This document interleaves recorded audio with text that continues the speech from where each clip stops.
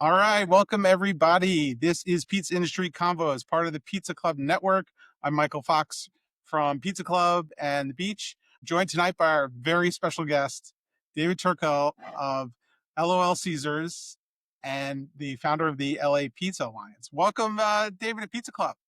Big chairs, happy to be here. Thank you so much for inviting me on the program, and I'm excited to have a great conversation. I know this is going to be fantastic. Me too. I'm super psyched to have you here. I guess we really should start a little bit at the beginning because for those of you who aren't familiar with your work, LOL Caesars, now known as Turk's Pizza Party, is a phenomenon on the internet. And of course, you've founded the LA Pizza Alliance now, which we'll talk a lot about tonight. But give us a little bit of background on what LOL Caesars is for those who have no idea what I'm talking about and haven't seen your memes and don't really use the internet.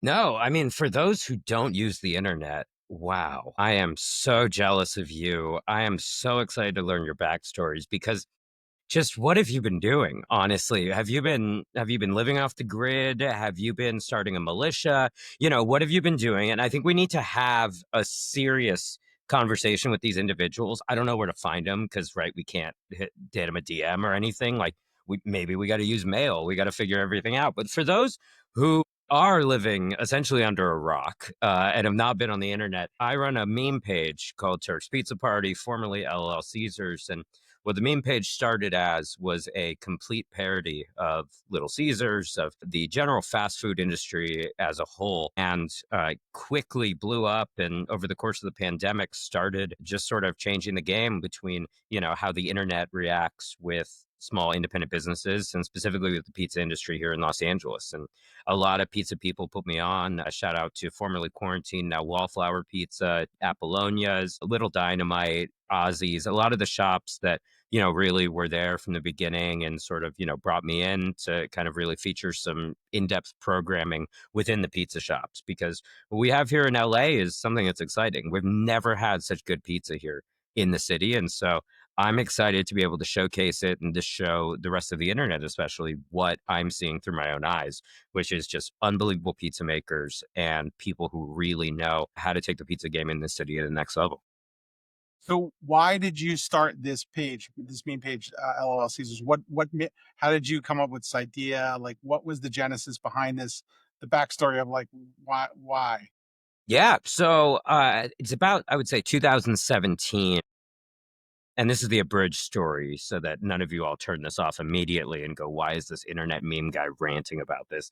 At about 2017, 2018, there was sort of this new revival in the meme world. Memes kind of shifted from quick memes with like top text and bottom text to random, just a huge explosion of everything on the internet as everything was going on. And at the same time, there was sort of a marketing trend called programmatic advertising that really started, where advertising companies could not only advertise to you on TV, but also advertise to you on the internet through display ads and through that kind of stuff. So at that time, I would say in 2019 and 2020, I was getting hit with 50 to 100 Little Caesars ads every single day. And I'm sitting there just in awe. I had not eaten Little Caesars since, I was a kid going to the combo Little Caesars Kmart that existed back in the day. And at one point, I'm just like, I'm going crazy. I'm getting hit with all these ads. What did I do to get this? I did not search for this. I did not talk about this. How are they hitting me? And why am I suddenly their target audience? And so I started taking pictures of all the ads I was getting just to prove to myself, like, here's how many Little Caesars ads I saw per day. And here's what essentially went on. And pretty soon I was like, this isn't enough. Like, I need to send this back. Kind of like how, an opposing player in baseball hits a home run and the home team, takes the ball, they throw it back because they just dish it and they don't want anything. They don't want any association. And they want to do everything they can to say, no, no, no, we don't want this. Send this back. So I sat there and I just said, well, all right, well, I've got these things. I can Photoshop a little bit. I can design this. Like, what if I just take that exact picture of the ad that I took, erase the text, and then immediately put it back on an Instagram profile and then just chronicle every single ad I've seen and then immediately change the text to something family friendly, should we say. So, worked on something like that, essentially had it. And then A lot of celebrities, a lot of people with large followings started resharing the page. And then at the same time, I teamed up with a lot of other fast food parody pages. The Kurger Bang, which is a Burger King parody.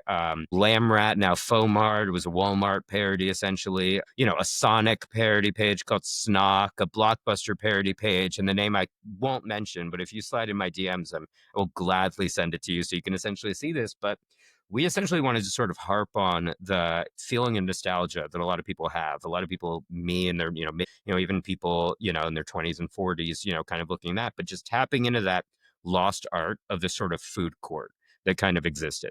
For me in LA, I grew up in mid-city LA, but always went to the West Side Pavilion. They had an amazing food court. And for me, it was such a happy place because you could get all kinds of different food no matter where you were.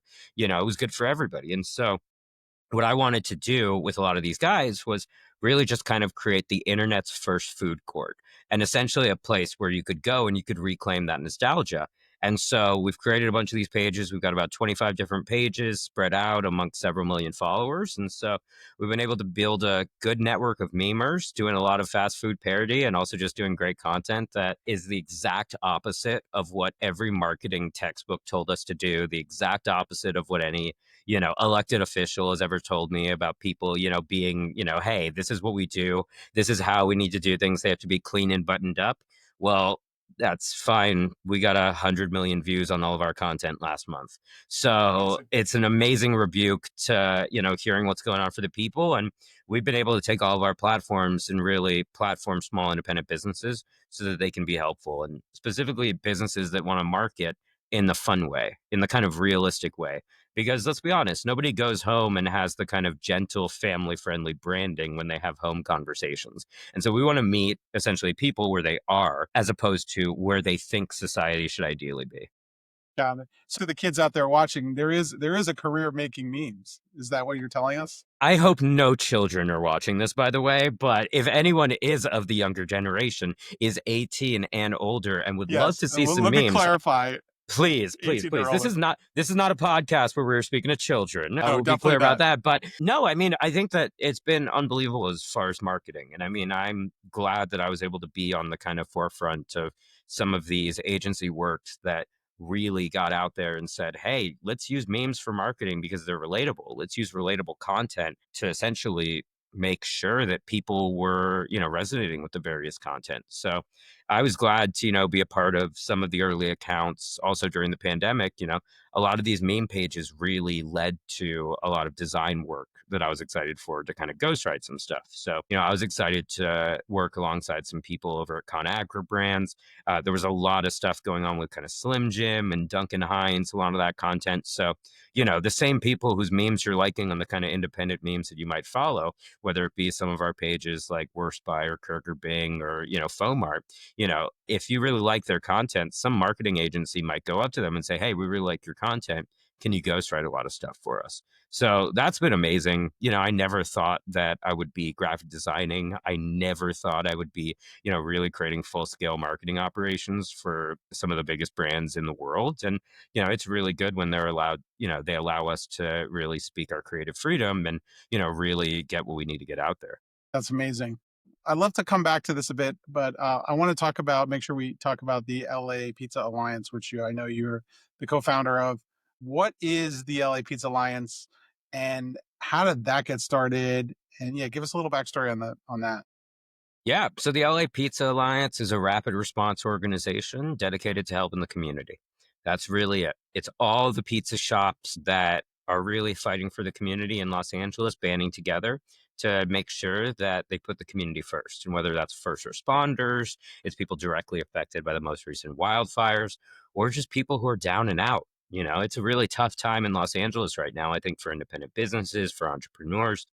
And that's not placing blame essentially on anyone. That's just the reality of the situation. And so, in order to combat a lot of those situations, we really have to get together and we have to make sure that people are watching out for each other. And the cool thing about what my page has kind of become is it's become a network of all the top pizzerias in Los Angeles and a lot over the country. And so, when the fires hit, we essentially were like, wait a second, okay, there's a fire in the Palisades. There's a fire in Altadena right now. There's a fire in Hollywood.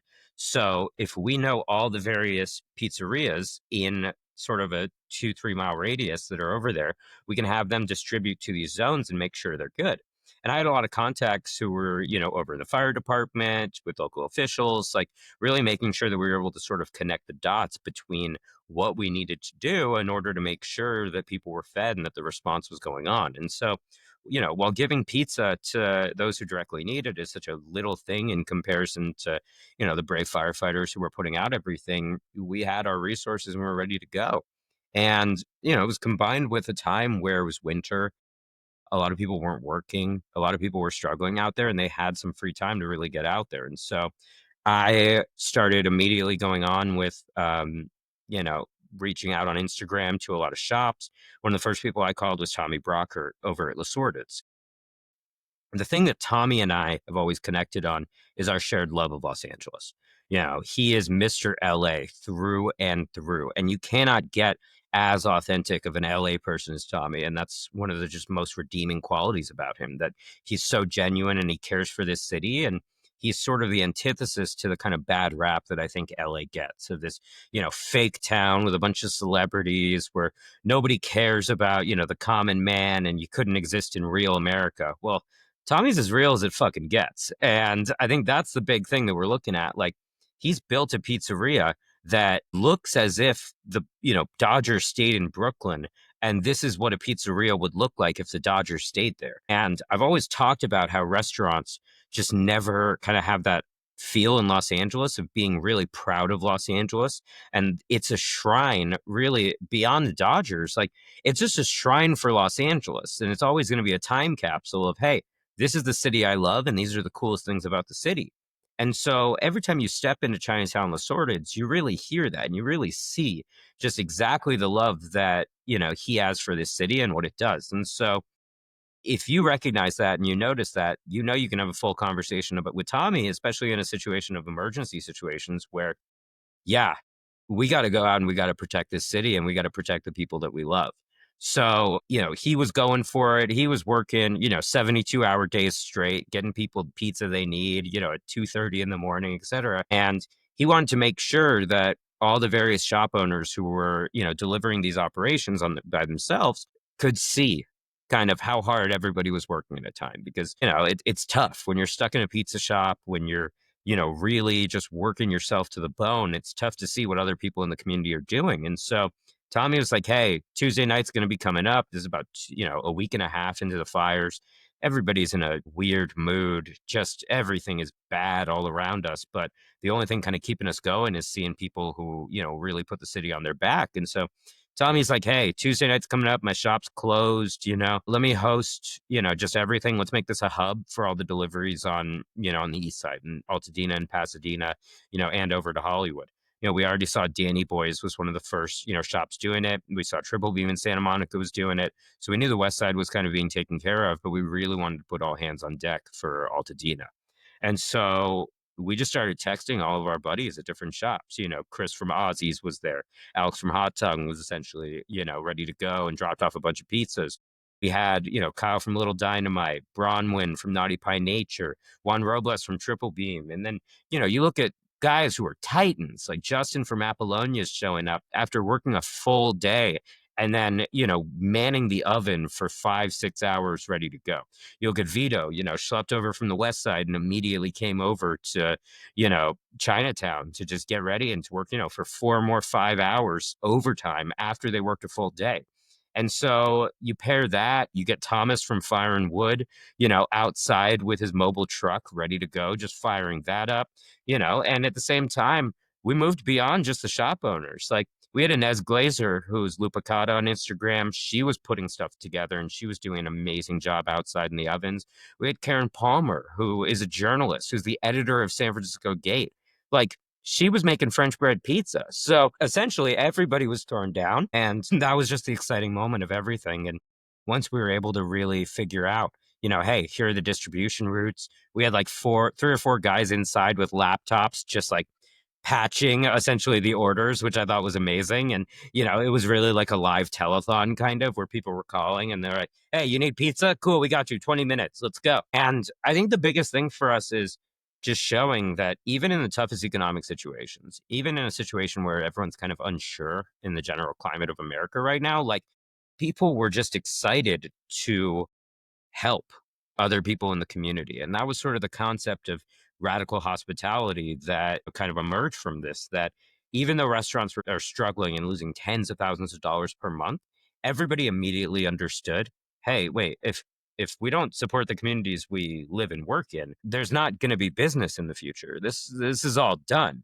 And that was kind of the message we had to share with some of the nonprofits that eventually helped out and covered the costs of some of the stuff we were doing. And also some of the different brands that were working, like Grande and Stanislaus and some of those, titans out here who really help all the individual pizzerias and, really kind of shaking them and saying, hey, like, this is really bad. And we need your help now more than ever. And we need to form something bigger.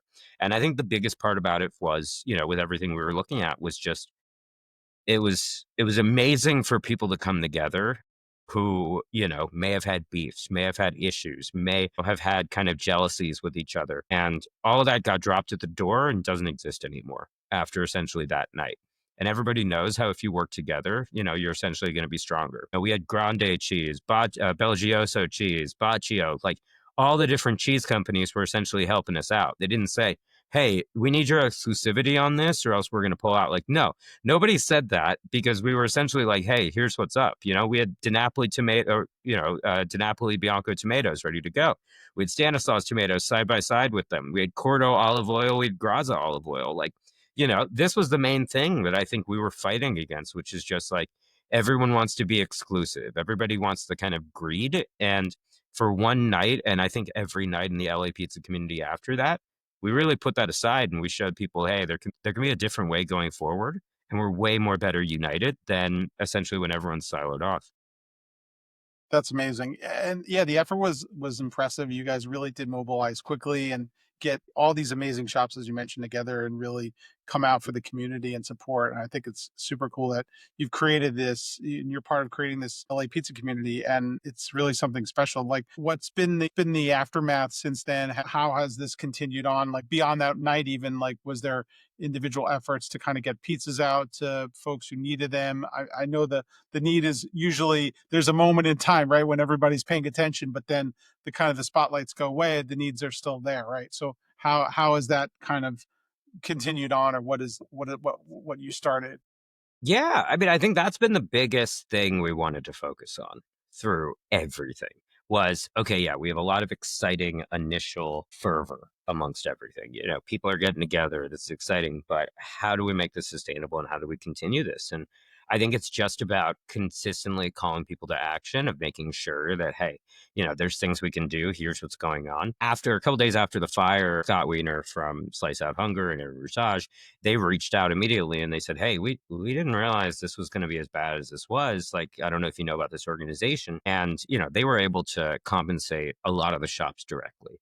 That was the biggest thing. We didn't want any middlemen. We didn't want anybody, kind of like exchanging dollars in the middle way. Like, we wanted to make sure direct aid was taken so that people knew where this was coming from, not, general distributions. Like, we wanted to make sure that this was a mutual aid drive that was working best for everybody. And so we planned a lot of events. We made sure everything was going on at the most recent Pizza Fest in LA. For the first 10 minutes of it, we did a big tribute to the wildfire, those directly affected by the wildfire. And we brought up Miles Soberoff from Zabs and Nick Pontrelli from Maestro Sausage, representing the Palisades and Altadena, and making sure that they were able to tell everyone who was at the Pizza Fest, hey, here's what you can do, and here's how you can make a difference continuously.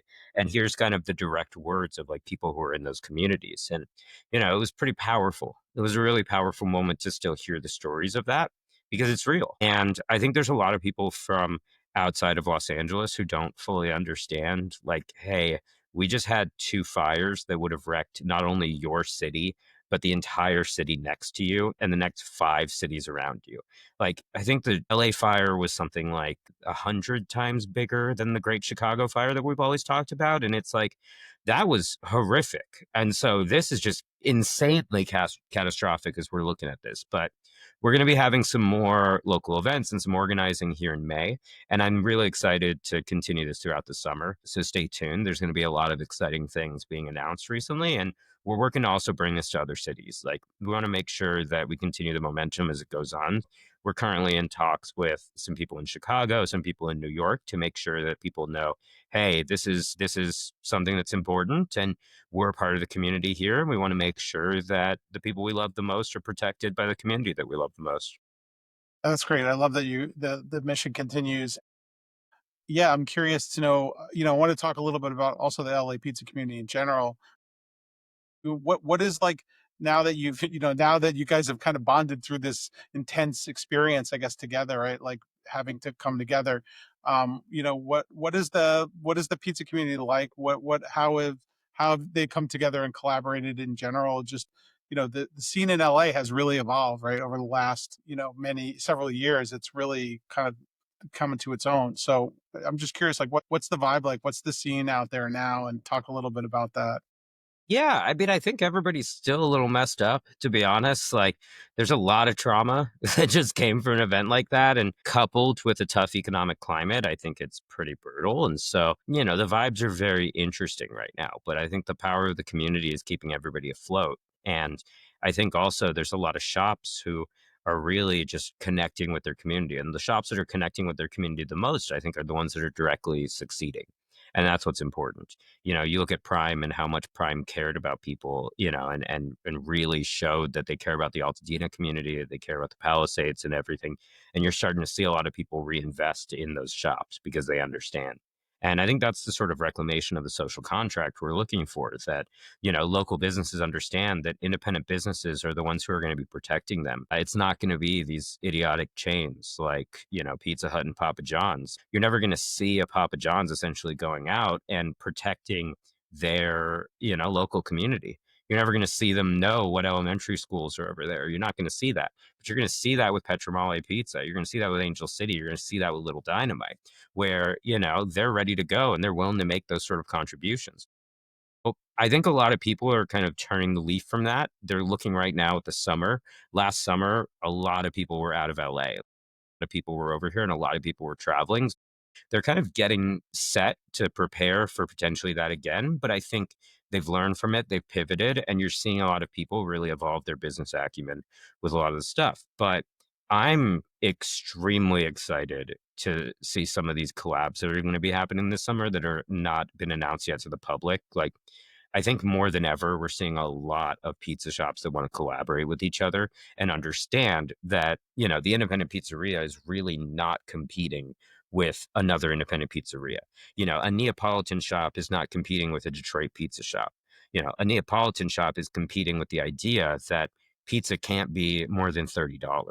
And that's what the competition is essentially. When I look at with everyone, I say, like, hey guys, like, you don't need to compete against, the new cool independent pizzeria that just came in. That's going to help with the overall brand. That's going to be amazing because it's going to create more demand than ever. What you need to worry about is Papa John's selling an $8.99 pizza that's bigger than yours, that people immediately go, oh yeah, okay, it's pizza, whatever. It can't be that much of a difference. And so getting people up to the sort of the quality and understanding level of what they need to do is, I think, important. But as we're looking at this summer and some of the collabs that are hitting, I would very much so focus on what Pizzana is doing right now, because there's going to be some unbelievable things going forward with that. And that's all I'll say for right now. But I think I was gonna say, if that you want to break anything here, here's I, your platform. I'm I, just saying. I, I'm just saying. I don't exactly want to be breaking anything quite yet, Okay. besides hearts. But I mean, I think the Okay. main thing Fair. is, I think you should focus on some of the pizza shops and take a look right now in LA, follow them on Instagram, keep posted, because there's going to be some very exciting collaborations happening soon. That sounds exciting. I hope we will come back and talk more about that when it happens. Can you talk a little bit about how do pizzerias bring attention to what they're doing in the craft? Because I know obviously you do it in a special way on your accounts, but a lot of pizzerias maybe sometimes struggle with social media, right? And they try to get attention. And you kind of touched on a thing about separating yourself by quality and the level of attention to detail that you're putting into the pizzas as an independent pizzeria, right? Like you really have, that's how you got to separate yourself. It's not, why am I paying more for your pizza? Well, there's a reason. It's better quality ingredients. It's more artisan work that goes into these pizzas. It's not a mass produced pizza. With that said, I think a lot of pizzeria owners and a lot of folks who work on the social accounts struggle sometimes with communicating their value or even just standing out from the noise. Like, do you have any sort of thoughts or tips that you would say if you were talking, which you are, to pizzeria owners here and pizza makers? What are some things that people do wrong and should think about? Yeah. I mean, I think it's the chugginess, as kind of, individuals on TikTok might say, of just kind of a cringe, communication style that some pizzerias might have because they think this is what needs to happen. Especially when people harp on trends, when they jump on it and they think, hey, this is a trend. We need to do this because one pizzeria saw this. It's the lack of originality that is the downfall, I think, from various pizzerias. And the first thing I tell people is, number one, focus on the pizza. Like, you have an amazing product and make sure it looks good. Get a good camera, invest in it, get some good lighting on the things, pay a photographer to really take some of those good shots, especially for, the Uber Eats, DoorDash delivery apps kind of stuff. Like, that's marketing. And honestly, it's really important. At the same time, don't view social media as the conduit to your immediate success. That's something that I've very much so looked at. There's a pizzeria that could have 100,000 followers and nobody's kind of coming on in. They might I not also even be local to the pizzeria. That's the other yeah, problem. yeah, and I think that's also another point of, like, don't try too hard, be genuine and be authentic to who you are. Don't just immediately jump on a trend because you think you have to do this. Nah, be you and have fun with it. Do fun things. My one rule that essentially guides me on social media personally is I don't post any bigotry. I don't punch down on anyone who doesn't need to be punched down on. And I think in marketing, that is the one rule that you should stand for, and anything else can happen. You can talk about adultery. You can talk about doing horrible things to food. It's still okay. There's still a green light as long as you're being respectful and you understand your audience, which is important. So that's essentially like the sort of guiding factors. At the same time, don't be afraid to curse. Don't be afraid to be a real person. And I think that we kind of look at like pizzerias who think, oh, we have to be this family friendly thing. It's like, are the families following you on social media? Are they the most important people, or is it a certain generation? Like, go into your insights and Instagram and find out who's actually following you. You'll find out. Find out when they're following you. You could be posting everything at 9 in the morning because you're a pizza shop owner. You're going to start making dough at 9:10. This is the last time you're going to be able to post. But if nobody's there at 9 in the morning, why are you posting and why are you essentially screaming into the void? So there's that. And at the same time, don't be afraid to be risky. Like, the best content I've seen and the most memorable content I've seen has been completely unhinged and completely insane. So don't be afraid to do that because it will work. Chances more than not. And if it doesn't, there's always the delete button. Like, you can always say, hey, this didn't work out. This isn't good. Maybe I've pissed off a bunch of people in my community. Okay, it's gone.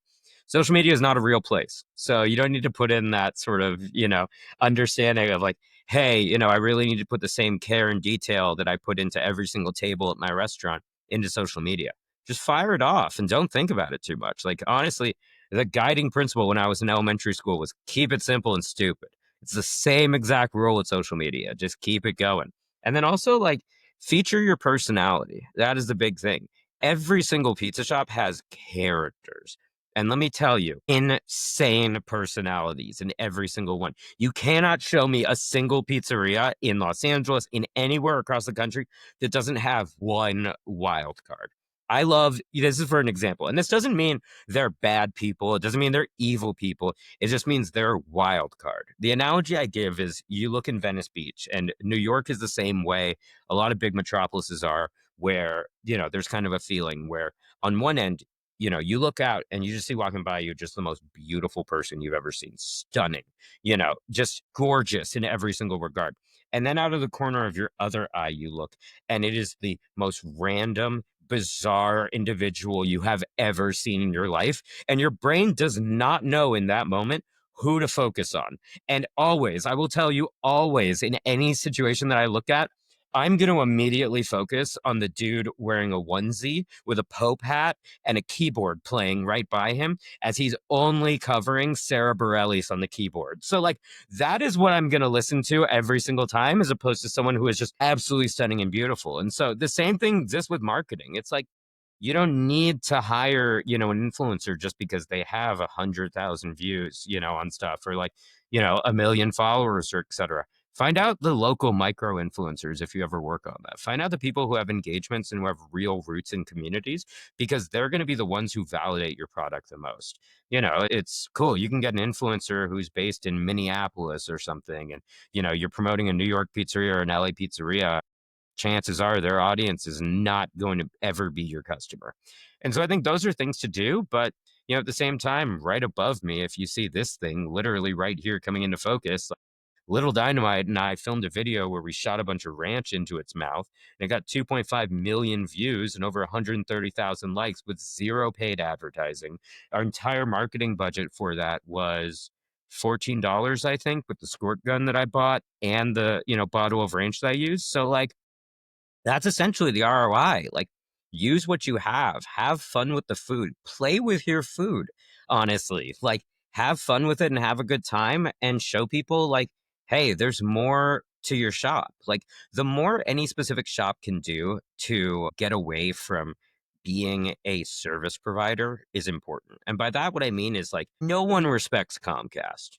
Nobody respects Spectrum or any of those internet companies or any of those broadband companies. And I feel like if I say this too much, the internet will immediately get cut as I'm talking about this. But, like, nobody respects those people, and no one has any issue in screaming at them when they raise their bill. But you wouldn't scream at, your favorite pizzeria owner because something's kind of off. And that's the difference in the relationship. You have a personal relationship with these pizzerias. So that's what I think stops the most unhinged people from being unhinged. But at the same time, when they don't have a personal relationship and they don't have a stake in it, that's when we start seeing the 1-star reviews. And that's when we start seeing the negative comments on Instagram. So the best way to combat that I've seen, obviously you can't combat it always. People are going to be fucking assholes just to be fucking assholes. But when you look at this situation, the best way to combat that kind of blind hate that restaurants get on every single day, and especially in social media, is to be personal and to showcase the real personalities behind the brand, so that people understand this is a brand that I can really respect. It's what leads to people buying merch. It's what leads to people becoming regulars. Be personal with people, and make sure that when you're talking in an Instagram video, you're talking to one person. You're not saying, hey, everybody. You're not saying all this. Only one person's watching your video. Right now, I'm talking to the person watching this podcast, and you are listening to me. Like, that is the type of tone that essentially people need to have. They need to not have this sort of generalization of social media, and they need to make it more personal. Absolutely. Yeah, no, I think you hit on a really great point, which is people connect with people, right? And like that's at the core of what a small business is. It's people running a business, and it's more than just the pizza, right? It's about what they're doing, the work they're putting into it, the care and attention they put into their pizzas. And I think that's really forgotten about a lot of times. They want to focus on, just the wrong things. And I think you got to bring it back to the basics, like you said, keep it simple, stupid. So I think that's really great advice and insight. Also, I was curious to know, like, have you seen any pizzerias that have leaned into the meme game? Also, if there's any pizzerias you want to shout out, there we go. Let's shout the fuck out of Secret Pizza right now. Oh my God. Okay. And for the children who I already told to stop watching this, I apologize for my profanity. But if you have looked at the Los Angeles Secret Pizza, not the Vegas Secret Pizza, they can get fucked Okay. in this scenario. No, I don't know. But the Los Angeles Secret Pizza, run by Sean Lango, the social media has just been unbelievable as of recent. Really diving into the memes, really diving into the absurd. And you can tell that they're having fun with it. And that's the most important thing. Social media should be fun. It shouldn't be the, thing stressing you out. It shouldn't be the thing that a shop, over obsesses about every single detail. Well, should this be like this? What song should I use? Fuck it. Post it. Who cares? That's essentially the thing. It's like social media should keep you going to motivate you for everything else you're doing in a pizza shop. what sane human sits in front of an oven for 10 hours a day after they just made dough for 4 hours? Like, it's insane level shit. And so, I see Secret Pizza doing everything right now, and it's perfect. I see Little Dynamite really doing amazing stuff. I see LaSorted. I see Ozzy's doing some great stuff. At the same time, Bronwyn and Jose from Naughty by Nature are doing amazing things with their content and specifically with graphic design. Like the way they're able to graphic design some stuff on the fly, I'm like, that's objectively good design for some of the stuff that they're putting together. So I think they Nice. get it. I think, there's a lot of people who have been kind of putting some stuff together that have been phenomenal. And so really loving what they're doing. And I think at the same time, like, there's consistency. You can either choose to be completely inconsistent and post whatever you want, as I do, and kind of, just have some fun with it, as a lot of people do, or there's the kind of consistency that we see. South Bay Pizza does a really good job out here of featuring, the exact same slicing in every single video. And that's consistent. And I respect that brand that does that. You look at the industry, anytime they get a, new sandwich alert or whatever, it's just a POV of them holding the sandwich and looking at it from their eyes. And that's really cool sensory wise, because that's exactly the type of feeling that a consumer wants to get. They want to look at a giant sandwich in their hand that they're about to chomp and enjoy the hell out of. And so I think that's great, some of the stuff that we see. It's awesome with some of the marketing that's behind it. And, I think also at the same time, it's like, they're they're just going for it. And especially the brands that like have no problem just ditching the family friendly kind of vibe to it, like they're the ones who are succeeding. Because I'm sorry, like a child is not purchasing the pizza. Like it's a parent. So now you look at the purchasing power of everyone, like it's elder millennials, it's people who can sing every single lyric of a Blink 182 song. And by the way, those Blink 182 songs were not family friendly. So that's the kind of thing I look at. Like if you're a brand and you want to be relatable, go for it. When Slim Jim was taken off, before they really became the gold standard of, what needs to be kind of the internet, they were at like 600 followers or whatever. They were reposting some stuff. And they looked at essentially a brand analysis and realized that who buys Slim Jims? Not Nobel laureates. No, they're not buying Slim Jims. It's a dude who's in a truck stop bathroom doing God knows what. That's who's buying a Slim Jim. And so you need to communicate that message to that audience. It's why UFC has done so well as opposed to other sports in this industry, because that's where America is right now. America wants to see those types of things. The idea of, well, we need to be, genteel and PG to reach a mass audience. It's like, yeah, I mean, if you're marketing to kids, which is terrifying, nobody should be doing that. Like, let kids be kids. Market to their parents, and their parents love fucked up shit. And that's really the bottom line. I love that so much. You said so many great bits there. Like obviously also the consistency thing is really important. And knowing your audience and taking chances. Like that's it, right? Like you can't always play it safe. And I think that the great thing about the internet is you could test things, right? Like you could try things out. If they don't work, you don't have to keep doing it. But if it's working, I mean, it sounds like based on some of the examples you're saying, like they figured out their niche. They're just like leaning into it. And I think that's great when it works, right? Yeah, I mean it's awesome. And I think also it's just about the branding. Like you look at Fiorelli's Pizza in Venice, Yeah. like they brand very much so like around the garden that they're in different settings. Like you look at Ozzy's brands more for like the new metal, heavy metal crowd. Yep. Like these are the people who dialed in with their audience and listened in, to really reach their validators, to reach their most active supporters on social media and then work with it, but doing it in an authentic way, not where it's a reach, not where it seems thirsty, not where it seems annoying, like really doing it in a way that connects with people. And at the end of the day, like it's pizza. It's the most popular thing in the world, essentially. Like if you feed anything through pizza, like people are going to listen to you and they're going to understand. And so making sure that people know that, like, hey, yeah, we're a pizza shop, but we're also people. We also have sometimes laugh and we do this. And at the same time, like we care about this city. And if you care about your environment, if you care about your community, and you also care about delivering quality, yeah, I don't see how you can fail besides the obviously existential crisis of where we exist in society today. So I think that's really it. And I think that's been the sort of recipe that a lot of successful shops have had of really just knowing their audience. Absolutely. Well, David, I know we're gonna have to wrap things up here, but I'm really, we can, I would love to keep picking your brain, and we will continue this conversation. Thank you so much for making time. How could people stay connected with you on the socials and the interwebs?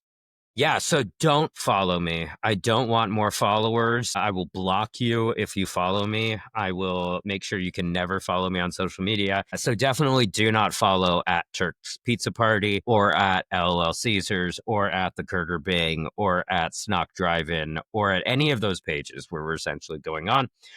Do not follow them. You will see horrifying content that there's no return from. At the same time, we're getting everything together for the LA Pizza Alliance. So stay tuned. Definitely follow the Instagrams of LaSorted as it's going on, because it's going to be just some amazing events that are coming up. We have some real special people who are jumping in, and I can't quite name them, but just they're the big ones. So it's kind of insane that I'm even saying that sentence as a meme page guy, that we're going to be working with some of the top 10 pizza guys in the world. So there's something that's really exciting. There's going to be a lot of amazing opportunities. And I really want people who are in the community and people who, really care about the community to be able to get first dibs for a lot of these things. I think there's way too many exclusive things that go on. There's a lot of, high dollar things. I want to make sure that people who really care about supporting people are taken care of. And I think that's the big thing. So keep an eye out that with the LA Pizza Alliance. And then who knows? Maybe we'll be doing something on July 3rd, maybe a little Independence Eve, maybe in Santa Monica. Who All right, knows? there you go. You heard it here first. Stay tuned. Maybe you'll come back and tell us about the rest soon. We're gonna keep tabs on this. Thank you again, David, for your time, and I'm super excited to hear about all the things you got going on and with the LA Pizza Alliance and whatnot. So thanks again. For those watching on Instagram, make sure to do the like thing and subscribe to the channel if you want to see more pizza content. And you can follow us on Instagram. I Need Pizza Club. Thanks for watching Pizza Industry Convos. We'll be back soon with another episode. All right, thanks. Thanks, David. Thanks for everything. Cheers.